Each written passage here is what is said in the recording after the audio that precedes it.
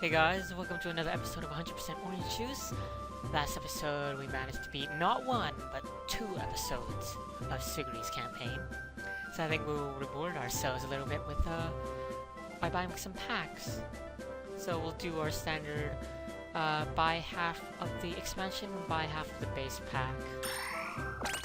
And at this point, we're just trying to look for the remaining cards that we're missing, as well as gets more copies of some good cards. No, I've played a lot of this game off camera on another save file, and I've actually maxed out that save file. So apparently you can only get 9 of a certain card. And once you get 9 of that card, you can never pull it again from pack. So at one point I was pulling nothing but rares, and I thought I broke the game. And it was pretty hilarious. But that's simply how the game works, and when you own 9 copies of all the cards in a certain pack, then the pack will become sold out, just like all these other things right here. So that's enough buying of cards. Let's just continue on with Suguri's story. Is this a world of night? Oh, it's freezing here. It's even snowing. I really want a kotatsu to warm myself up. Popo! Popo looks fine with the cold. Jingle, jingle, jingle. I hear the sound of bells. Popo! Look up! There's a sleigh flying in the air. Merry Christmas! Christmas! Santa and Fernet! We brought presents for good boys and girls. Accept them gratefully. What are you doing, Fernet? Volunteer service. I feel like that's a really unnatural way of making an appearance. That's just your imagination, maybe. Popo! It's Popo. Hey, hold on, don't try to take my present bag. Pooh, pooh, pooh. Stop pulling or else. Stop it. Poppy! No, the bag! Creak! It got torn apart, and the contents fell out all around us. Oh no, my presents! I can't believe this. Popo. Ah, Popo's got them. Don't take them, please. I think we've gone through this before. Everyone, please help me get my presents back. Sure. So, Mary Popo causing mischief as usual. I don't believe we actually pulled any new cards this time around, but that's perfectly fine. We just work with what we have currently. I think this should make a quick deck. Something like this, and then we'll just jump right into it as we always do. Now, in our last playthrough, we didn't encounter Fernet, I believe. And Fernet is actually a really interesting character and one of my favorites to play as.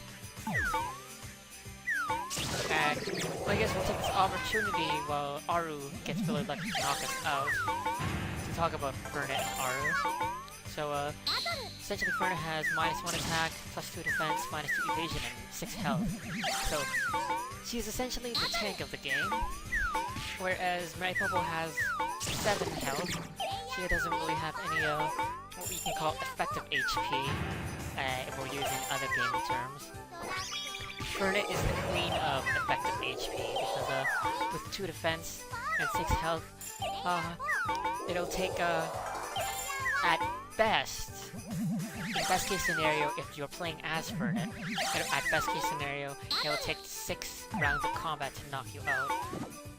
Whereas Mary Popo with 7 health and negative defensive stats, you could probably knock her out in 2 or maybe 3 combat bouts.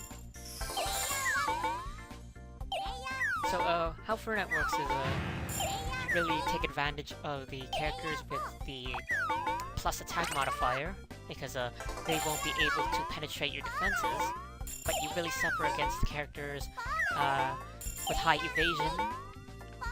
And I guess Mary Popo is also a sort of a counter to Fernet, because Fernet will more or less be doing 1 damage, and Mary Popo has the potential.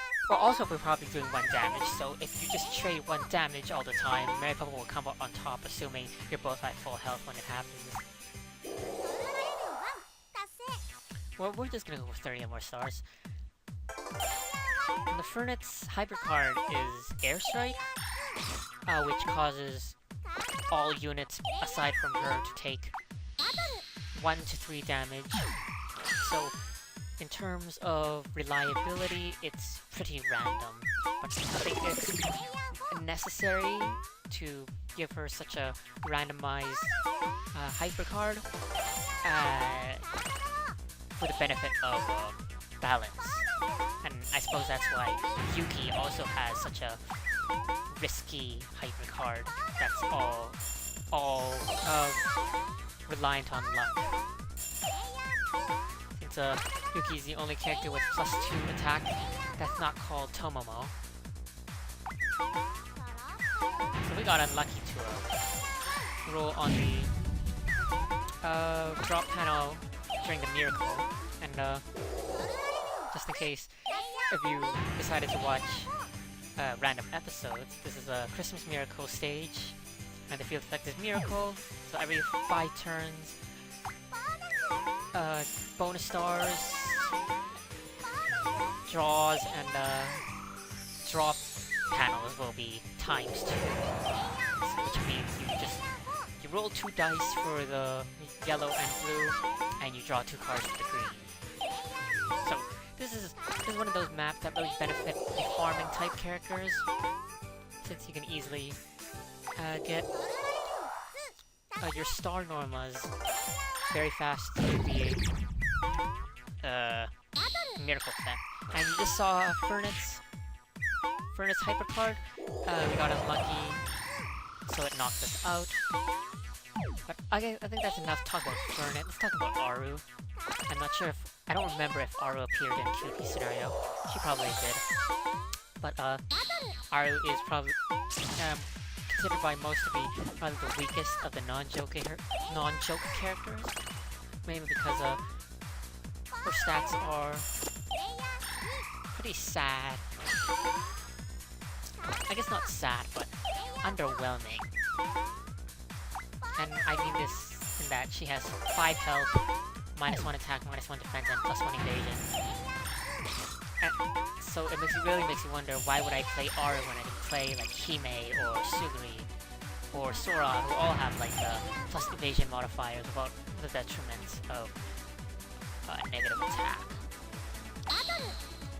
So Aru is really easy to not take out in combat. I think Suguri has a very good matchup against Aru because of her negative attack modifier. And Aru's hyper card is probably less reliable than the random ones, even. It's called Presents for You. It essentially gives everyone... It forces everyone to draw until they have 3 cards in their hand, and then Aru gets 10 stars for each card drawn in this manner. So, your opponents can easily just stockpile cards in their hand. Thus, if you were to use your Presents for You hyper card, you would lose stars, since it costs 30 to use it to begin with, and you break even if a total of 3 cards are drawn. I forgot to mention... Well, I guess we will mention now that we stepped on the exchange trap that Aru placed, so that exchanged our hand and our positions and our stars with Aru, but that isn't that big of a deal since we had a similar amount of stars, so we weren't really losing much except for the cards in our hand. And we didn't have... Our cards in our hand weren't that good to begin with, so I'm fine with the change. So Suguri versus Fernet is a pretty good matchup, except when Fernet rolls high enough to negate the your evasion stat. And when I say negate, I mean it in the sense of it's more mathematically advantageous to defend, because on average average, you will take less damage.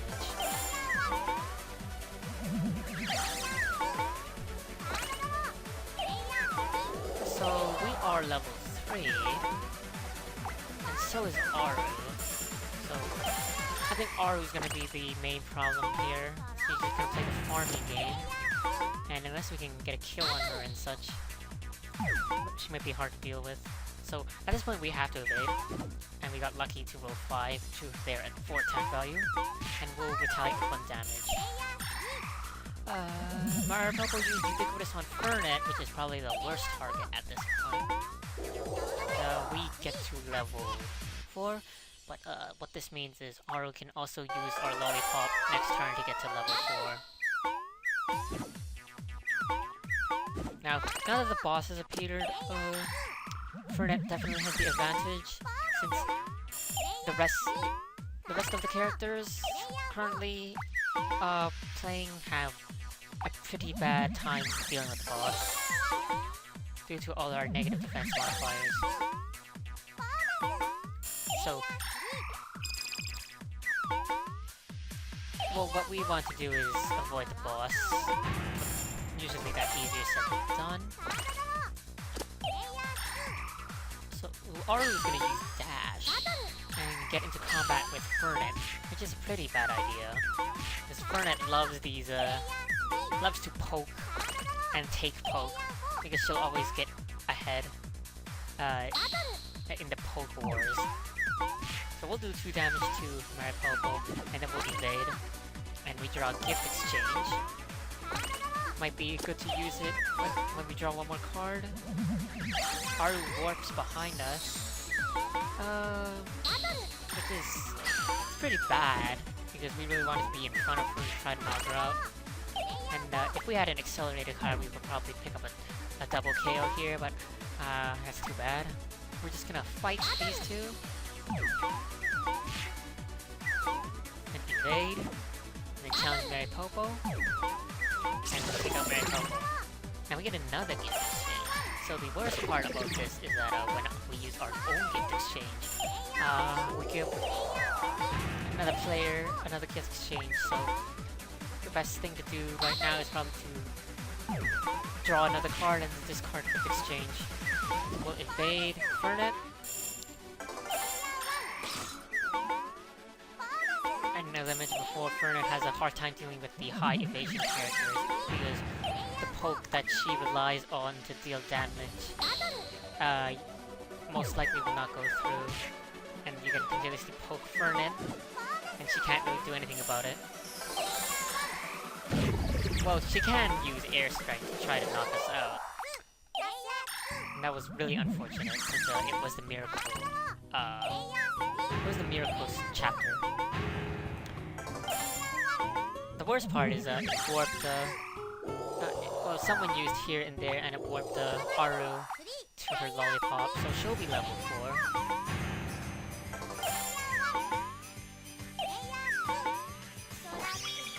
So Aru lands on the dangerous pudding to skip her next turn.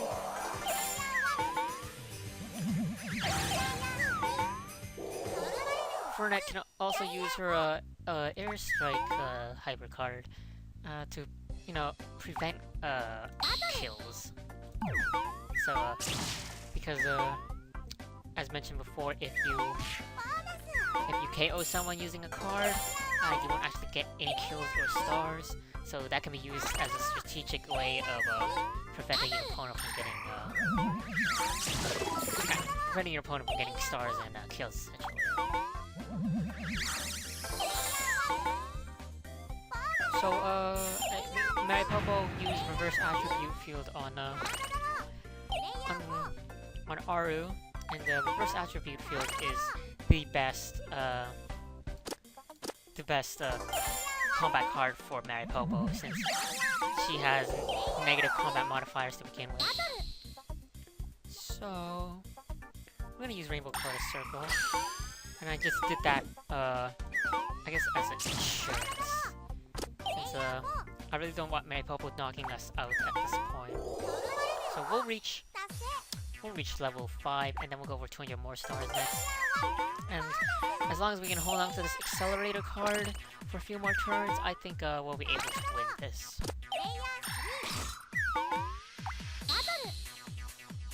Though Mary Popo continues to try to fight me, which is a really bad idea unless she rolls a pretty lucky number. Although, she probably only wanted to use the lollipop I was standing on to level up. So Mary Popo is level 4 with 297 stars. Aru's level 4 with 190 stars. And we're level 5 with 343.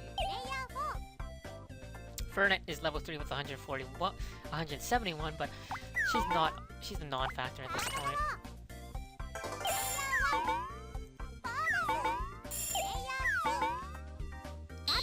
Aru's gonna fight us. Which I really think is a bad idea.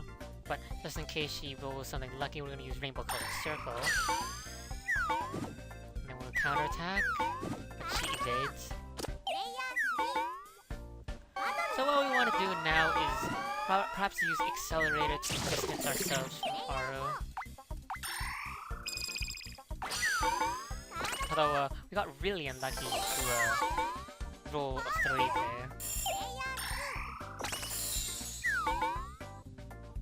Aru used Presents for You, giving us an extra card, but we're probably not going to use it. We're just going to use Dash to try to get to our home lollipop as fast as possible.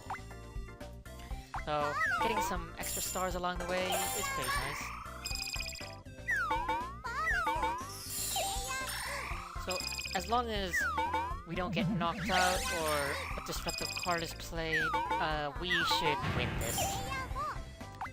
Now, there's no point using any more of these cards, but since this is free, I might as well use it on the off chance that we roll a 1 and we have to go through one more chapter. That will give us 1 more star.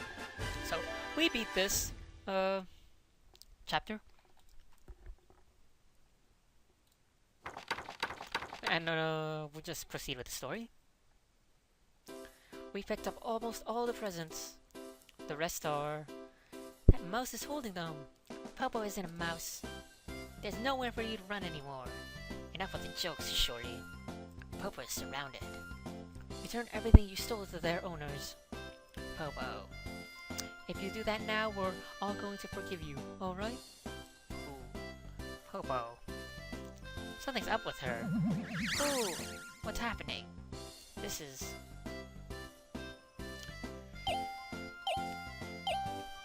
So... we'll probably be warped to Sora's world and Sora's stage next episode, because that seems to be the trend.